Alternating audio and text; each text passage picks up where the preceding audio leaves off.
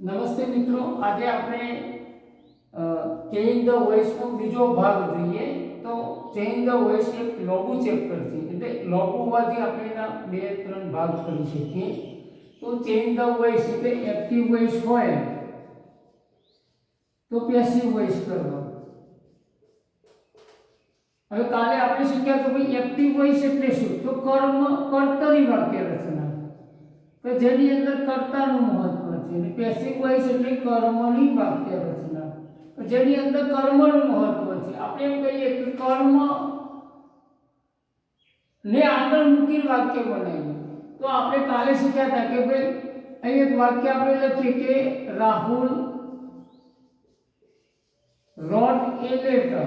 આવું એક વાક્ય લખ્યું તો અહીંયા રાહુલ wrote, રાઈટ નું ભૂતકાળ તમે wrote કર્યું છે, તો સાદો ભૂતકાળ છે. હવે આને પેસિવ કરવું હોય તો શું કરવું પડે? તો કર્મ છે એને આપણે આગળ લઈ જઈએ. રાહુલ છે એને બાય મૂકી અને પાછળ મૂકી દઈએ.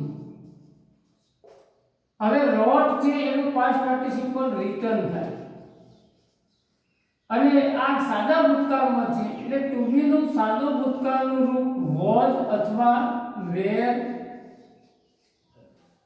was અથવા were ટુ બી નું સાદા ભૂતકાળનું રૂપ મૂકવામાં આવે છે, એટલે was અથવા were મૂકવામાં આવે છે.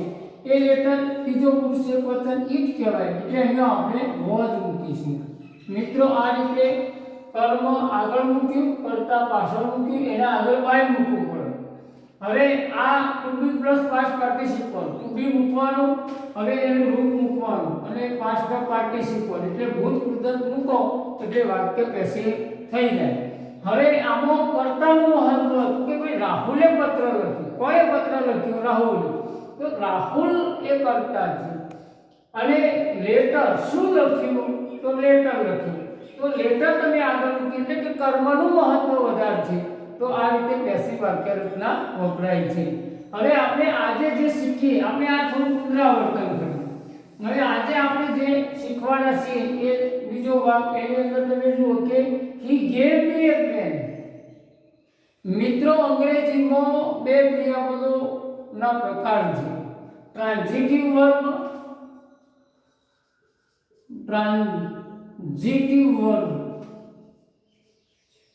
જેને આપણે સકર્મક ક્રિયાપદ કહીએ. ગીવ જેનું ભૂતકાળ ગેવ બનાવ્યું છે, પણ આ ટ્રાન્ઝિટિવ વર્બ છે. ટ્રાન્ઝિટિવ વર્બ એટલે સકર્મક ક્રિયાપદ.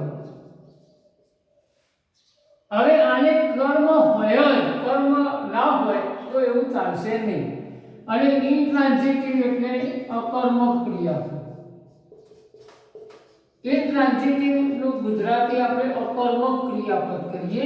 અકર્મક, દાખલા તરીકે આઈ ગો ટુ સ્કૂલ, તો આની અંદર ગો છે, તો ગો અકર્મક ક્રિયાપદ છે. ઇન્ટ્રાન્ઝિટિવ વર્બ છે કે જેની અંદર કર્મ નહીં. કર્મ હોય તો વાક્ય બની, ગોથી વાક્ય ના બને, એટલે અકર્મક ક્રિયાપદ છે. કમ, ગો, ફ્લાય આ બધા અકર્મક ક્રિયાપદો છે જેની અંદર કર્મ નથી. ઘણા ક્રિયાપદો એવા પણ હોય કે અકર્મકમાં ચાલે અને સકર્મકમાં ચાલે. હવે આપણે આ વાત સમજ્યા પછી આપણે અહીંયા એક વાક્ય લખ્યું છે, એ વાક્યને સમજીએ. તો આની અંદર બે કર્મ છે. એક કર્મ છે એનું આપણે ડાયરેક્ટ ઓબ્જેક્ટ કહીએ છીએ, અને એક કર્મ છે ઇનડાયરેક્ટ ઓબ્જેક્ટ છે. હવે ડાયરેક્ટ ઓબ્જેક્ટ મેં ટૂંકમાં લખ્યું છે મિત્રો. હવે ડાયરેક્ટ ઓબ્જેક્ટ હોય અથવા ઇનડાયરેક્ટ ઓબ્જેક્ટ હોઈ શકે. હવે એક નિયમ વ્યાકરણનો આપણે શીખી લઈએ કે જો ડાયરેક્ટ ઓબ્જેક્ટ તમે પાછળ લખો તો ટુ મુકાતું નહીં, પણ જો આગળ મૂકો તો ટુ મૂકી અને પછી ઇનડાયરેક્ટ ઓબ્જેક્ટ મૂકવું પડે છે. આ ટુ શાનું આવે છે? તે વિભક્તિ છે. મારી દ્રષ્ટિએ એ વિભક્તિનો પ્રકાર છે. એટલે અહીં આ ટુ મૂકવું પડે. ટૂંકમાં અકર્મક ક્રિયાપદ પ્રત્યક્ષ કર્મ જો આગળ પાછળ હોય અને પરોક્ષ કર્મ આગળ હોય તો ટુ મુકાતું નહીં. એટલે કે ડાયરેક્ટ ઓબ્જેક્ટ પાછળ અને ઇનડાયરેક્ટ ઓબ્જેક્ટ આગળ હોય, જો એ ઉલટું થઈ જાય તો વચ્ચે ટુ મૂકવામાં આવે છે. આ પહેલા સમજી લઈએ. હવે આપણે પેસિવ રચના બનાવી છે. તો આવા વાક્યોનો પેસિવ પેસિવ ભાવ, હવે આપણે મૂળ વાત ઉપર આવી ગઈ. આવા વાક્યોને જો તમારે પેસિવ બનાવવા હોય તો બે વાક્યો બને, સકર્મક ક્રિયાપદથી બને, ડાયરેક્ટ ઓબ્જેક્ટથી બને અને ઇનડાયરેક્ટ ઓબ્જેક્ટથી પણ બને છે. હવે ડાયરેક્ટ ઓબ્જેક્ટથી બનાવવું હોય તો કેવી રીતે બને? તો પહેલા એ પેન લખી દઈએ. હવે આ કયો કાળ છે? તો સાદો ભૂતકાળ છે, તો ટુ બી ક્રિયાપદ વોઝ મુકાય. હવે ગેવ એનું પાર્ટ પાર્ટિસિપલ ગિવન થાય છે, પછી ટુ મૂકી અને પછી મી મુકાય, પછી બાય મૂકી અને હી મુકાય. મિત્રો આ રીતે ટુ મૂકી, કારણ કે હાલ મેં સમજાવ્યું કે ઇનડાયરેક્ટ ઓબ્જેક્ટ જો આગળ હોય તો વચ્ચે ટુ મૂકવું પડે, પાછળ. હવે આને તમારે બીજી રીતે બનાવવું હોય, એટલે કે ઇનડાયરેક્ટ ઓબ્જેક્ટ પરોક્ષ કર્મથી બનાવવું હોય તો મી છે, તો મીને આગળ લાવો એટલે કર્તા વિભક્તિ થઈ જાય. આ કર્મ વિભક્તિ છે, આગળ લાવો એટલે કર્તા વિભક્તિ થઈ જાય, તો આઈ કરવું પડે. હવે આઈ પ્રમાણે અહીંયા વોઝ મુકાય. ટુ બી નું ક્રિયાપદ બદલાઈ શકે પણ આઈ છે એટલે વોઝ જ આવે. ગીવ નું પાસ્ટ પાર્ટિસિપલ ગિવન થાય, એ આઈ પણ થાય. હવે એ પેન જે છે એ ડાયરેક્ટ ઓબ્જેક્ટ છે. જો ઇનડાયરેક્ટ ઓબ્જેક્ટ આગળ આવી છે એટલે ટુ મૂકવામાં આવતો નથી. હવે બાય મૂકી અને તમે હે મૂકી શકો.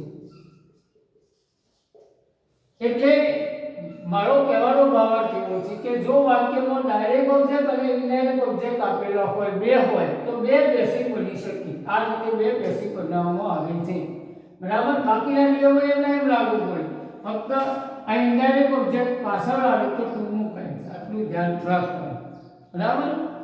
ચલો હવે આપણે થોડી વાત એવી શીખી લઈએ કે વિભક્તિ. તો કર્તા વિભક્તિમાં જો હોય, દાખલા તરીકે આ કર્તા વિભક્તિ નહીં, આ કર્તા વિભક્તિ. કર્તા વિભક્તિમાં હોય તો કર્મ વિભક્તિમાં લઈ જવું પડે. જો નામ હોય તો સંજ્ઞા હોય તો કોઈ ચિંતા નહીં, પણ જો સર્વનામ હોય તો બદલાય. તો કર્તા વિભક્તિનું કર્મ વિભક્તિમાં રૂપાંતર કરવું પડે. તો આઈ હોય તો તમારે વી લખવું પડે, વી હોય તો અસ લખવું પડે, યુ હોય તો યુ આવે, હી હોય તો હિમ થાય,